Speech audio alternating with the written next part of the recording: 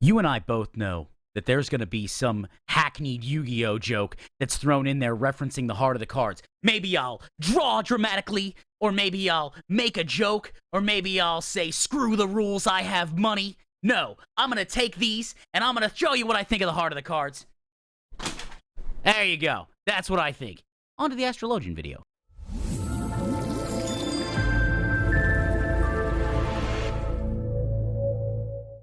Hey all, it's Nim or Nimicry if you're feeling professional, and welcome to the YouTube video. Now today we're going to be talking about the Astrologian. This is the third healer we're going over for Final Fantasy XIV Endwalker, and the changes that the class is going to be experiencing.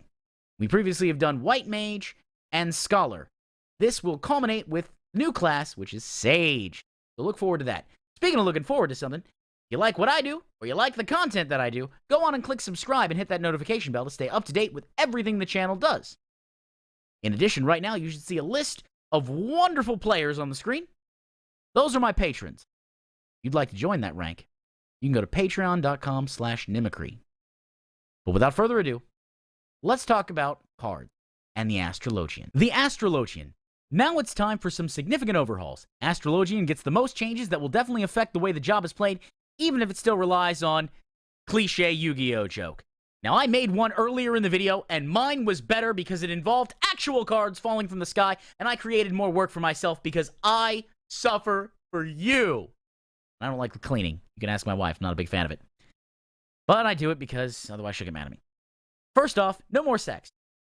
Well, while Nocturnal Sect and Diurnal Sect are no longer here, their effects can still be felt in many of the Astrologian spells. Neutral Sect, at level 80, has been modified so that it grants barrier effects to Aspected Benefic and Aspected Helios, which is currently granted by Nocturnal Sect level 50. Redraw is no longer a charge action and is instead made available once every time you execute Draw. A more minor change that seals granted from playing cards are now called signs. So we have Solar Sign, Lunar Sign, and Celestial Sign, which is weird because both Sun and Moon are generally considered celestial objects, but whatever, what are we going to do? They effectively function the same way. A not-so-minor change, however, is the restructuring of Minor Arcana.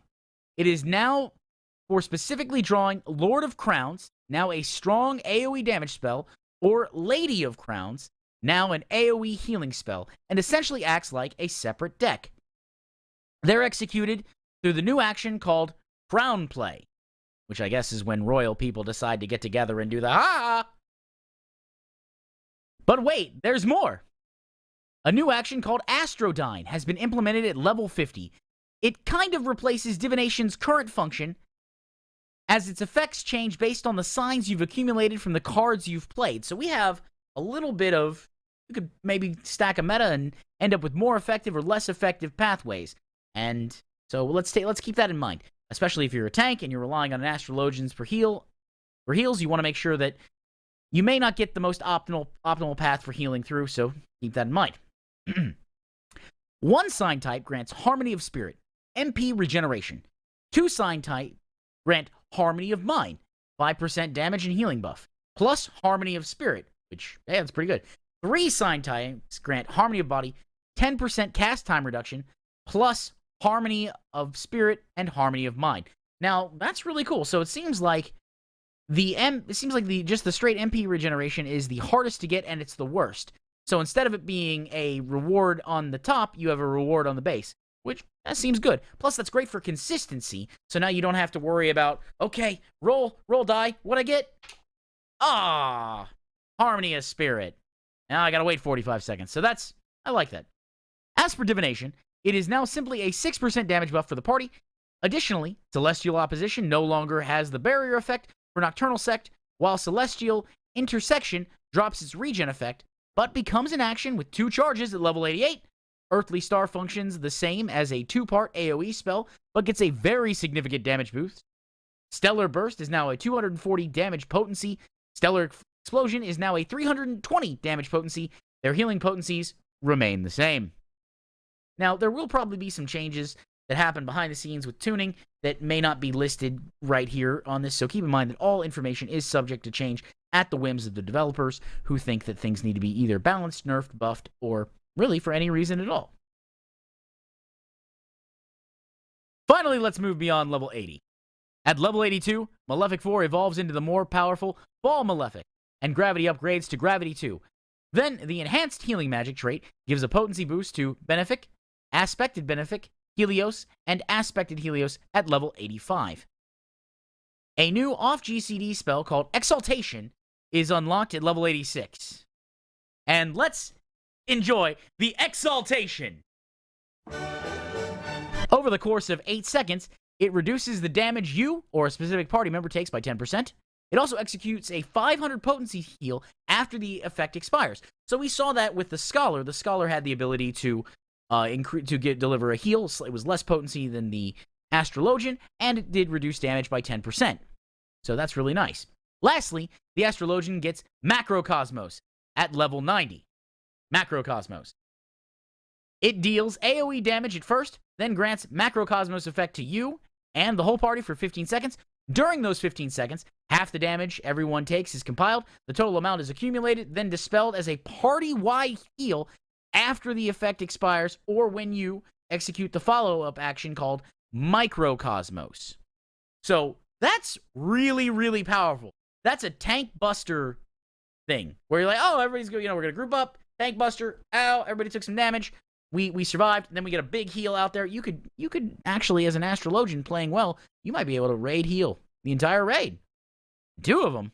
Well, boom, boom. You could stagger, it'd be great. So it looks like Astrologian's actually going to be quite well. I have some friends who play Astrologian now, and they weren't necessarily happy with the changes, but after all, you do have to adapt, as it were. So here we see the actual Astrologian changes, actions, and traits. We see the tooltips. We have Astrodyne. Grants an effect using the Astro Signs read from your Divining deck can only be executed after reading 3 Astro Signs. Effects granted are determined by the number of different types of Astro Signs read. So the more sign types that you get, the better Astrodyne is. Of course, we have Divination, increases damage dealt by self and nearby party members by 6%. And duration is 15 seconds. Recast is 120 seconds. Enhanced Draw grants a solar sign, lunar sign, or celestial sign according to your Arcanum played in combat. And you get that at level 50. Minor Arcana draws either a Lord of Crowns or Lady of Crowns from your Divining deck. Arcanum effect can be triggered by using the action Crown Play. It can only be executed while in combat, of course. Lady of Crowns restores your own HP and HP of all nearby party members. Pure potency is 400. And this action cannot be assigned to a hotbar, so that's interesting. You'll have to probably use Crown Play, and then it'll give you either Lady of Crowns or Lord of Crowns as an ability. Either Crown Play will change, or it'll just trigger the ability. We have Lord of Crowns deals unaspected damage with a potency of 250 to all nearby enemies. Again, this cannot be assigned to a hotbar. Now, nearby, to me, reads 5 y'all. 5 meters. Crown Play triggers the effect of your drawn Arcanum, and you get that at level 70. Gravity Mastery upgrades Gravity to Gravity 2. We have Neutral Sect, increases the healing magic potency by 20%, lasting for 20 seconds. And then, of course, you can, when casting Aspected Benefic or Aspected Helios, affects a magical barrier which nullifies damage. Then you can nullify damage equating to 250% of the HP restored, or nullifies damage equaling to 125% of the HP restored, depending on which one you cast, with Benefic being the stronger barrier. Fall Malefic deals unaspected damage with potency of 250. Perfect. Gravity 2 deals unaspected damage with potency of 130 to target and all enemies nearby it. We then have Malefic Mastery, upgrades Malefic 4 to Fall Malefic, which we see up there, and that's at level 82. Enhanced Celestial Intersection allows the accumulation of charges for consecutive uses of Celestial Intersection. The maximum charges now are 2. Perfect. We then go up here, we see Exaltation. Reduces the damage taken by self or target party members by 10%. It lasts 8 seconds, and restores the HP at the end of the effect's duration at cure potency of 500. Now, the Scholar could trigger it a little early with Lilybell. Or no, that was the White Mage. White Mage was Lilybell. But the Scholar could trigger it a little early, if I remember correctly. This actually, you have to wait for the effect to fall off, so prep for that. And then, of course, Macrocosmos deals unaspected damage to all nearby enemies with a potency of 250 for the first enemy and 50% less for all remaining enemies. Grants Macrocosmos to self and nearby party members. It lasts 15 seconds. Action change during Macrocosmos upon execution. So 50% of the damage, as you know, is compiled and then distributed as a party-wide heal. Or you can trigger it early with Microcosmos. And then down here we see the enhanced healing magic. Increases the healing potency of Benefic to 500, Helios to 400, Benefic 2 to 800, Aspected Benefic to 250, Aspected Benefic's regen effect to 250, Aspected Helios to 250, and Aspected Helios' regen effect to 150, and you get that at level 85. So, here's the thing. The Astrologian is actually looking like it's gonna be pretty good, to be honest. I may have to pick up Astrologian as my next healer. As, for those who don't know, I leveled a White Mage to 80 recently, and I haven't really decided to step back in the healing role, because I get tired of people telling me to cleanse things, and it's like, I did. It's on a GCD. I cast it. You had poison, and I removed it. You had paralyzed, and I removed it. You had whatever, and I removed it. So people are like, oh, well, you got to do DPS. I am doing DPS. I'm glaring as hard as I can right now, honestly. Tank who's telling me how to play, I'm glaring at your name and thinking, do I actually need to hit Tetragammon, or can I let him die? Life is in my hands, Tank. But, because I want the run to go smooth, we hit the Benediction. We hit the Tetragammon. We hit, the Cure 2. The Cure 2. We do that. But I thought about it, and I want you to know that I thought about it. At any rate, if you guys enjoy what I did, why not click subscribe and hit that notification bell to stay up to date with everything that I do. And of course, if you want to talk to me on a more personal basis, I have a link to my Discord down below. You can also follow me on Twitter at Nimicry. And of course, there is the Patreon for those who wish to go above and beyond the call of support. And that's patreon.com/Nimicry. Honestly, it was a lot of fun to make this. I hope you enjoy the jokes. And I will see you in the next one. Y'all be safe. Take care. Bye.